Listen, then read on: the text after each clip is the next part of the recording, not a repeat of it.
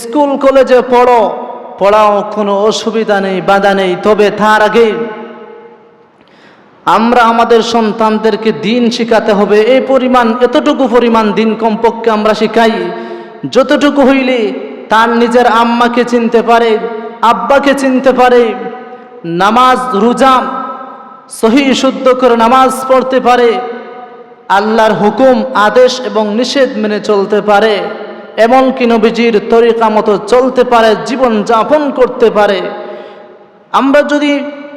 School কলেজের পাশাপাশি প্রথম অবস্থায় অথবা স্কুল কলেজের পাশাপাশি এতটুকু পরিমাণ দ্বীন ইলম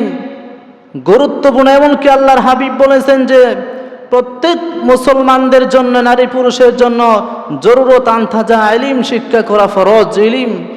শিক্ষা করতেই হবে।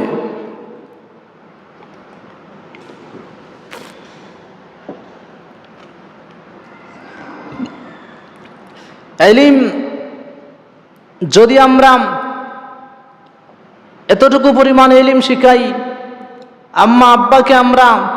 কোরআন হাদিসের আলোকে কি পরিমাণ গুরুত্ব, দায়িত্ব, মা বাবার সেবা করা কতটুকু করতে হবে, কত সময় করতে হবে, কি কি কাজগুলো করতে হবে,